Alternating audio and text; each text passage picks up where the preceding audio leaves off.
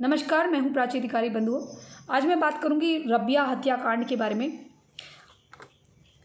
हालांकि मैं रबिया हत्याकांड के बारे में बात नहीं कर रही थी, इसलिए नहीं कर रही थी क्योंकि अच्छा बोलो बुरा बोलो, इन लोगों का तो दिमाग ही ख़राब है और ये अपनी टिप्पणी करने आ जाते हैं। रबिया जो थी दिल्ली में रहती थी और वो दिल्ली सिविल डिफेंस में कार्यरत थी। इससे पहले भी एक दिल्ली में एक लड़की की सिविल डिफेंस में काम करती थी, लड़की हिंदू लड़की, उसकी हत्या हुई थी। मैंने आपको उसके बारे में बताया था, आपको याद होगा। उस लड़की का नाम मुझे याद नहीं आ रहा अभी। तो रबिया को कहा जा रहा है कि रबिया जब ड्यूटी से नहीं लौटी तो उसके माँ बाप भाई बड़े परेशान हुए और पुलिस की जो जांच में आया है उसमें आया है कि एक निज़ामुद्दीन नाम का आदमी है, वो उसके साथ चली गई और उसने उससे जून 2021 में शादी करी, ये बताया जा रहा है। अब वो कह रहे हैं कि शादी का प्रूफ लाओ। अरे पुलिस ने तो सिर्फ ये कहा, अब ये कह रहे हैं नहीं पुलिस जो है मेहरा को बचा रही। किसी मेहरा के विरुद्ध कार्रवाई हो रही थी तो उस मेहरा को उठा के ले गए थे। अब जब उस मेहरा को उठा के ले गए थे, फिर बाद में पूछताछ के लिए मेहरा को पहले उठा लिया गया है और पूछताछ के लिए इसको लेके गए, रबिया को ये कहा गया। तो जब मेहरा पहले ही जा चुका है तो मेहरा का नाम क्यों जोड़ रहे हो तुम? क्योंकि वो हिंदू है तो निज़ामुद्दीन को बचाना है, इसलिए उसका नाम जोड़ा जा रहा है। अब इसमें भी ये लोग हिंदू मुस्लिम करना है ना, क्योंकि अब जब ये हिंदू मुस्लिम करना है तो हम कैसे पीछे रहे भाई, हमको भी तो बताना है सच्चाई क्या है। अब पुलिस ने जब निज़ामुद्दीन को पकड़ लिया है और प्रथम दृष्टया जाँच में आया है कि निज़ामुद्दीन ने ये बात कबूल ली कि मैंने कत्ल करा।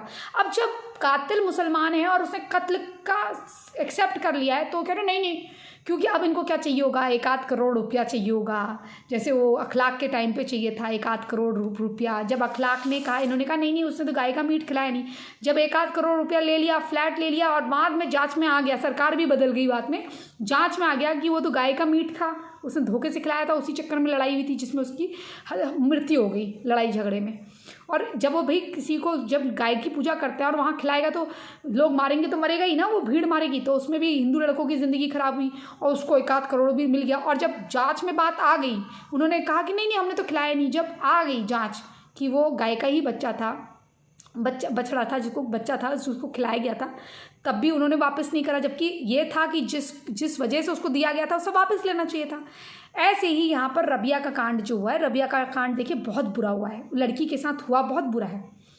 उसकी जब माँ ने उसको गुस्ल कराने ले गई, ये कह रहे हैं, जबकि यानी कि गुस्ल मतलब नहलाने ले गए हैं, उनके वहाँ नहलाते हैं मुसलमानों में, तो हाँ वैसे हिंदुओं में भी नहलाते हैं, घी भी लगाते हैं शायद।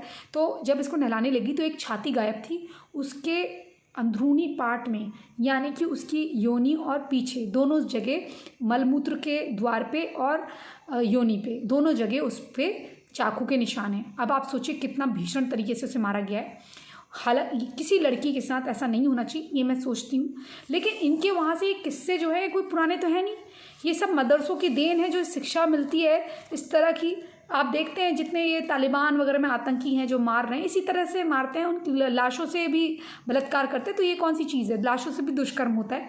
तो अब निज़ामुद्दीन ने कबूल लिया, उसने कहा कि हमारी, अब वो कह रहे प्रूफ लाओ। ऐसे तो भाई तुम्हारा काजी आता है, वो कबूल है कहता है, फ़ोन पे लोग निकाह कर लेते हैं, उसका क्या सबूत होता है?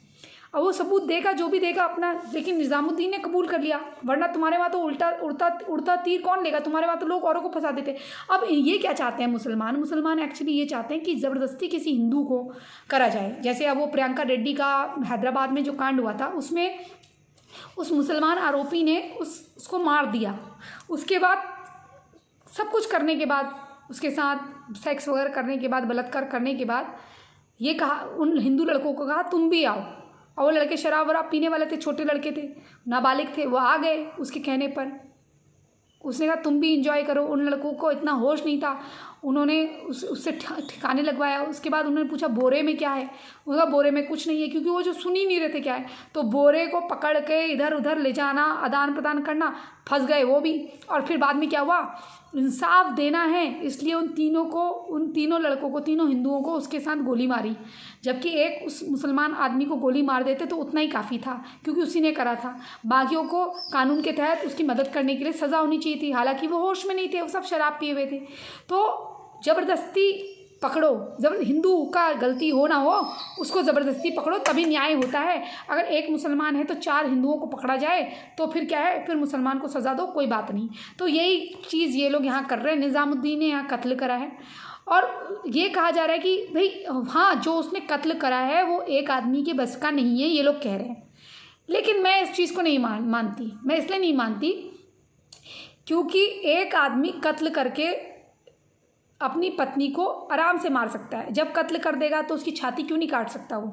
फिर योनि क्यों नहीं चाकू डाल सकता? पीछे क्यों नहीं चाकू डाल सकता वो? ऐसे जहनी मरीज तो कुछ भी कर सकते हैं। जो अपनी पत्नी का कत्ल कर रहा है वो क्यों नहीं मार सकता उसको?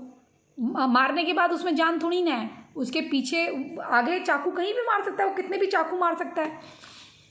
तो ये मैं नहीं मान सकती हूँ। जब वो कबूल कर रहा है कि मैंने मारा है उसको, वो जांच में बता रहा है, तो क्या चाह रहे हैं? ज़बरदस्ती किसी हिंदू को पकड़ो, ज़बरदस्ती किसी को बलि का बकरा बनाओ। जब ये साफ साफ वो ज्योति नाम की लड़की फ़ोन पे कह रही है कि मेहरा सर के काम से गई होगी, तो उसकी माँ कह रही है कि मेहरा सर के साथ गई है। उसकी माँ को समझ में ही नहीं आ रहा है। ठीक है, मैं समझ सकती हूँ, वो जो आंटी थी उनको समझ में नहीं आ रहा होगा, लेकिन जो लोग हैं ये क्या बनाना चाह रहे हैं? फिर उसने कहा आंटी मैं कैसे समझाऊँ, मेहरा सर को पहले ही उठा लिया गया है, मेहरा को उठा लिया गया है, फिर उसके बाद वो गई है। उसने कहा कि निज़ामुद्दीन के साथ तो नहीं गई है। उसने कहा कौन निज़ामुद्दीन? उसने उसकी माँ ने ये नहीं कहा कौन निज़ामुद्दीन, उसकी माँ ने कहा निज़ामुद्दीन के। उसकी माँ ने कहा अच्छा हाँ निज़ामुद्दीन का नंबर है आपके? उसकी माँ ने कहा नहीं मेरे पास तो नहीं है, तुम दे दो। तो उसकी माँ ने ये क्यों नहीं कहा कि कौन निज़ामुद्दीन? उसकी माँ निज़ामुद्दीन को पहचानती थी। अरे हो सकता है तुम्हारी लड़की ने करी हो शादी उससे, रबिया के साथ जो हुआ गलत हुआ, न्याय मिलना चाहिए, लेकिन किसी ज़बरदस्ती किसी को तुम फंसा रहे हो।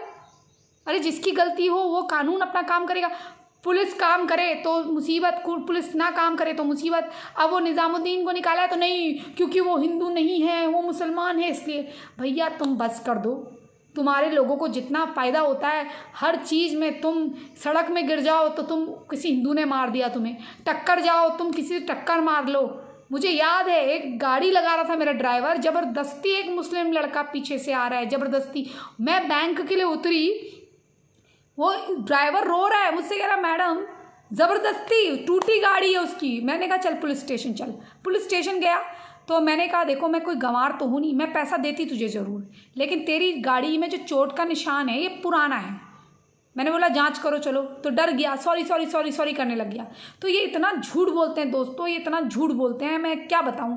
इनके साथ कानून न्याय करे तो क्योंकि न्याय इनके मुताबिक होना चाहिए, उसमें एक हिंदू जरूर फंसना चाहिए। इनका चूड़ी बेचने वाला किसी लड़की को छेड़े और उसके माँ बाप उसे पिटाई कर दें, कोई भी माँ बाप पिटाई करेंगे ना, उसे क्या मालूम है कौन है। संदीप नाम शायद उससे वो कर रहा था, वो अपना नाम संदीप रखा था या राजू रखा था या रवि रखा था उसने। तो ऐसे ना जाने कितने राजू कितने पप्पू बन के फिरते हैं, और ये आइडेंटिटी कार्ड इनके पास 2-2 3-3 मिलते हैं, फिर 25,000 का लॉयर रखते हैं, हाई कोर्ट सुप्रीम कोर्ट का। अब बताओ, अब ये 25-50 हज़ार एक चूड़ी बेचने वाला है, उसके लिए लॉयर लगा दिया जाता है। तो इनकी मैं क्या कहूँ आपको, इनका तो भगवान मालिक है इनकी। इसीलिए मैं इसके लिए नहीं बोल रही थी, इसीलिए मैं रबिया केस में कुछ नहीं बोल रही थी। लड़की के साथ बहुत बुरा हुआ, जिसने कत्ल कराया उसने कबूल लिया है, कोई भी इतना बड़ा नहीं कबूलता। अब कुछ दिनों में उसको आ जाएंगे उसके लिए बड़े बड़े वकील, अब बता तू ये बोल दे तू ये बोल दे। वो खुद कह रहा है मेरा शादी हुई थी उससे, मैंने गुस्से में कराया। नहीं, मेहरा का नाम लो, भले ही मेहरा वहाँ हो ना हो। जैसे वो हुआ था ना आसिफा वाला कांड, लड़का बेचारा एटीएम से पैसे निकाल रहा है, एग्ज़ाम दे रहा है, अपनी बहन का एटीएम लिया गया है, लेकिन नहीं, उस लड़के को फंसाएंगे। जो उसके साथ बकरी चराता था वो लड़का उसको छेड़ता था, बदतमीज़ी करता था। वो लड़की घर आके रोज़ बताती थी, क्योंकि लड़की के माँ बाप नहीं थे, और उसका वो जो लोग होते हैं, वो वाले जो मुसलमान होते हैं, पुलिस के खबरी होते हैं करके, उन लोगों के बीच में दहशत फैलाने के लिए और वहाँ से जनसंख्या को बदलने के लिए, ताकि उनको मार के भगाया जाए, ऐसे उसको फंसाया जा रहा था। ये तो किस किस को फंसा दे। इसीलिए मैं कहती हूँ भाइयों हिंदुओं, इनसे दूर रहो। इसीलिए मैं इनकी खबरें भी नहीं देती हूँ, इसलिए मैं इनकी कोई खबर नहीं देती हूँ। मरे बच्चे कुछ हो, मैं इनकी खबर नहीं देती हूँ, क्योंकि मैं समझ चुकी हूँ इनके लिए अच्छा बोलो तो मुसीबत, बुरा बोलो तो मुसीबत। इसलिए इनके बारे में कुछ ना बोलो, अपने लोगों के बारे में बोलो, क्योंकि इनके लोग तो हर जगह से लूट खसोट करने में लगे रहे। इनका एक आदमी जब मार देगा, मारने के बाद वो इनके वहाँ एक आदमी अपने घर में टुकड़े टुकड़े कर सकता है पत्नी के, तो वो अपनी पत्नी को मार के उसकी छाती नहीं निकाल सकता? छाती निकालना हमारे वहाँ का कल्चर ही नहीं है। छाती निकालना तो पाकिस्तान का कल्चर है कि लड़कियों का बलात्कार करके छाती निकाल देते थे और उसमें एच लिख देते थे, हिंदू लिख देते थे। सिख लड़कियों का भी होता था। ये तो छाती निकालने का हमारा कल्चर ही नहीं है, ये कल्चर तुम्हारा है। चलिए, इसी संदेश के साथ मैं प्राची अधिकारी आपसे विदा लेती हूँ। आप क्या सोचते हैं इस वीडियो के बारे में, और चाकू मारने का आगे पीछे और छाती निकालने का किसका कल्चर है, योनी में और पीछे मलमूत्र के द्वार पे चाकू मारने का किसका कल्चर है, किसके वहाँ लिखा हुआ है इस तरह की हत्याएं करना, ये आप ही जानते हैं, मैं भी जानती हूँ। इस विषय में आप क्या सोचते हैं बताइएगा। और रबिया को न्याय मिलना चाहिए, उसके कातिल निज़ामुद्दीन को सज़ा होनी चाहिए जिसने अपना जुर्म कबूल लिया है। इसी संदेश के साथ जय जय श्री राम, हर हर महादेव।